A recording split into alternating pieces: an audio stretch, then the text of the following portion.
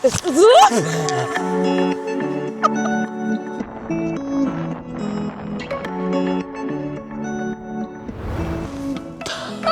fucking close! Good morning. We are today visiting a mountain in Trondheim, which is the second to tallest mountain in the city. It is called Gråkallen, which in English can be translated to grey old man, but I will just refer to it as Gråkallen. It is 552 meters above sea level, and it is, like I said, the second to most highest mountain in Trondheim. The highest one is Storheia, and that is 566 meters above sea, so there's not much of a difference. But there is such a rich history that is connected to this place, both late 1800s and then up till the Second World War, and then moving on from there. So it's quite exciting, and I want to share that with you, and then also share with you this beautiful, beautiful hike.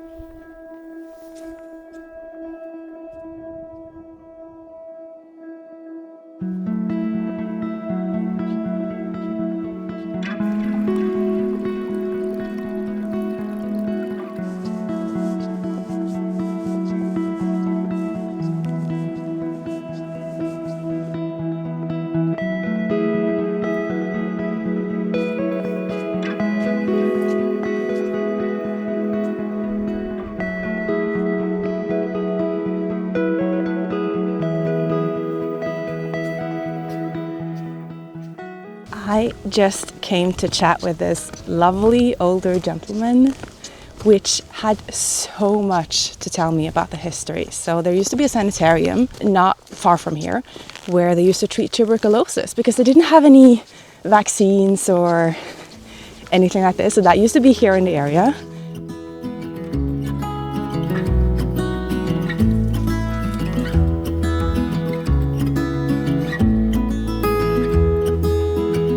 We were dancing in the dark with a feeling in our eyes. It felt like we had it all.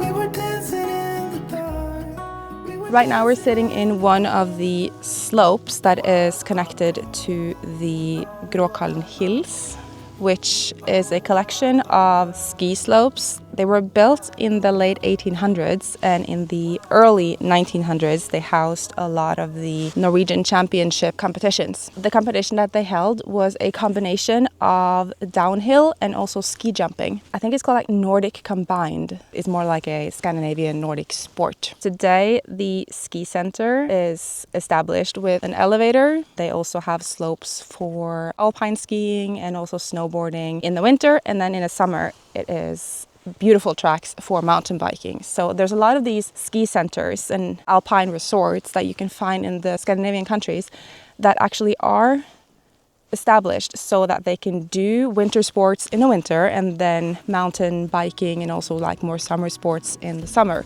which is a great way to like just utilize the nature and use it both seasons.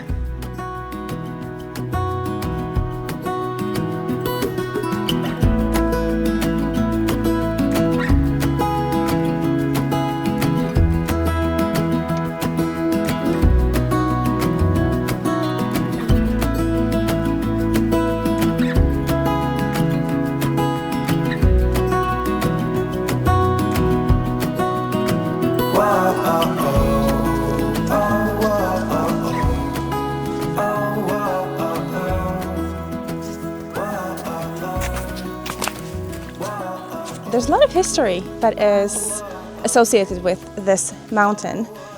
It has quite a strategic placement if you think about like military and the view it has. In 1889 it was a tourist cabin that was built here and opened. That was by the Trondheim Tourist Association. That pulled a lot of people to this mountain and made it a very unique and well-used target for trips in general.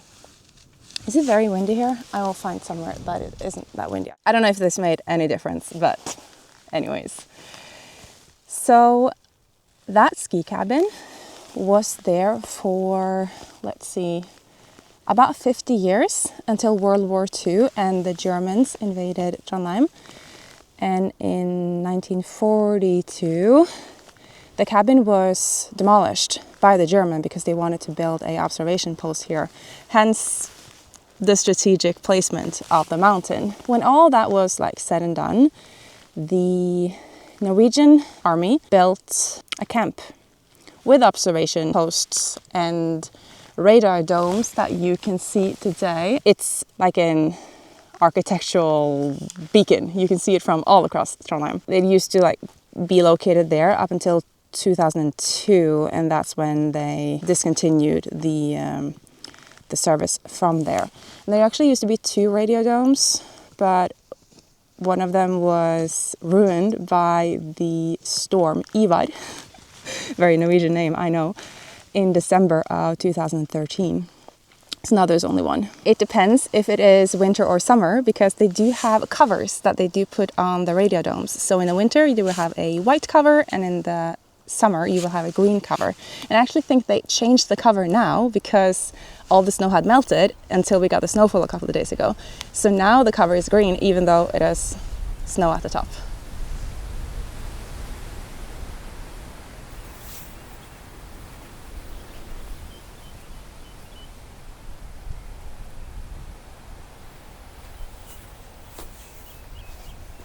I'm so close to the top now.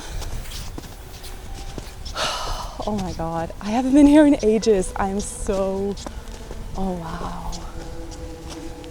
Okay. Still beautiful weather, still wow factor. Holy sh... Oh my... Oh. Woo. Oh my god, this is so beautiful.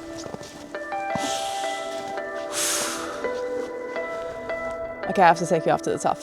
You will love this.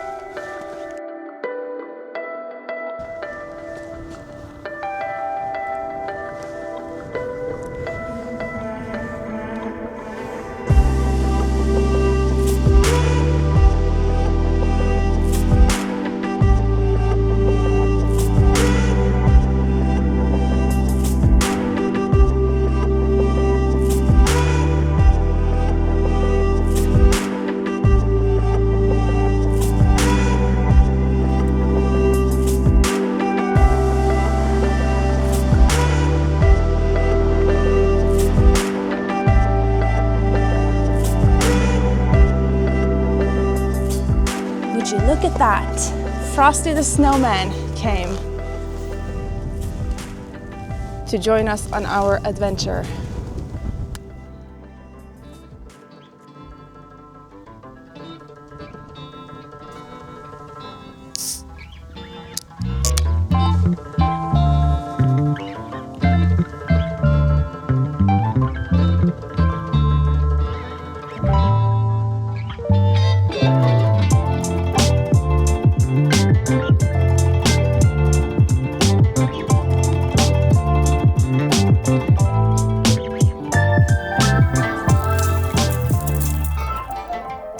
After having sit down and relax for a little while, we're going to start the descent.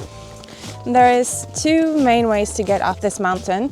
You have the hike trail, the mountain hike trail that we used to get up here. And then you have a kind of like a dirt road that leads up to the old military camp. So we're going to do the dirt road on our way down, a little bit easier, so that you don't like slip and fall, even though the track it's not super duper steep or anything. So you can go both up and down that if you want to. Hey! Snowboardkasting? Ikke kult? I have you on record on throwing snowballs. Hey! That was so fucking close! All right, let's get down here.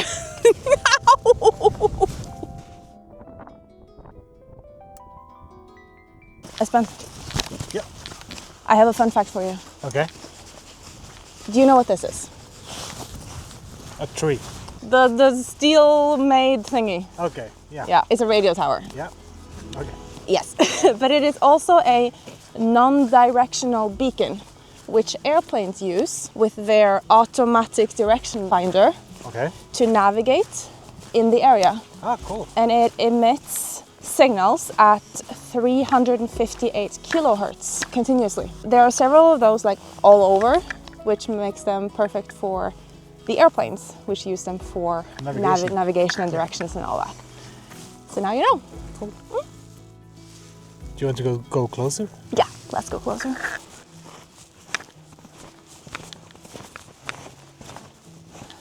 This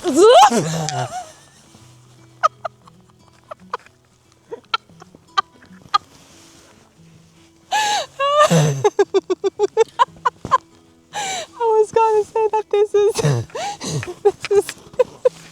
thank you. I was gonna say that this makes such an impact on the terrain around here that you can actually see it from a lot of places in the surrounding area.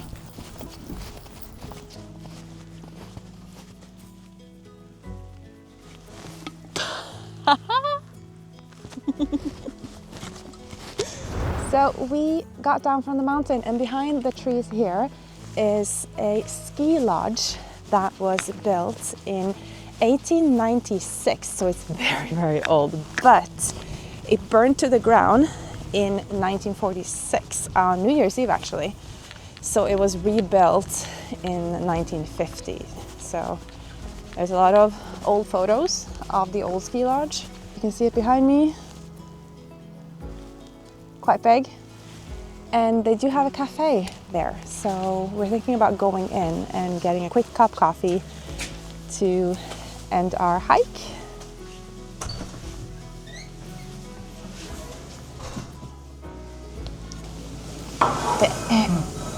It's brown cheese in there. Thank Go. Tell them your thoughts. Are you going to strip down? Yes.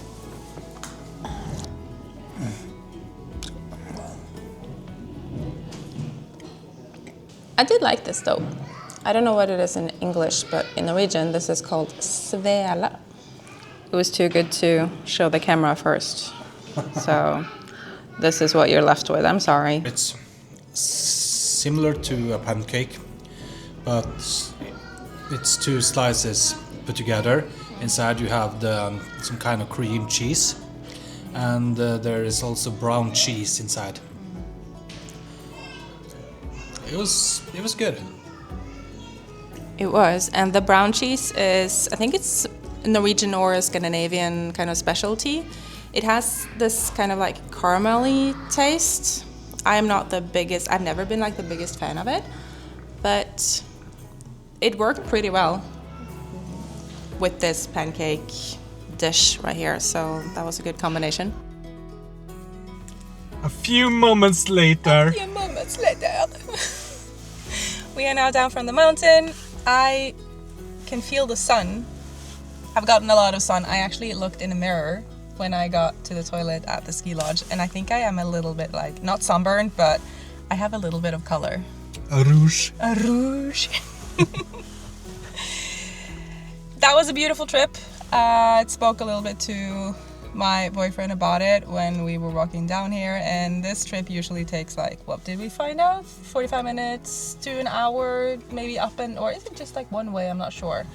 Yeah, up and down. It doesn't take that much time. We spent our time filming, getting clips, walking back and forth. If you make videos, you know. So yeah, I think we spent like 6 hours here and it's been a blast. Now we're gonna continue our day. Thank you so much for following along. It was a great trip, and the view here is just amazing. The weather is amazing, and I am just so happy that we decided to do this today. So I hope you've enjoyed it as much as I did. Subscribe to the channel if you do like content like this, like my video if you do like this type of video, and leave a comment if you want to go here, if you have been here, what was your favorite part, and I really do hope to see you in the next one. Bye! Bye!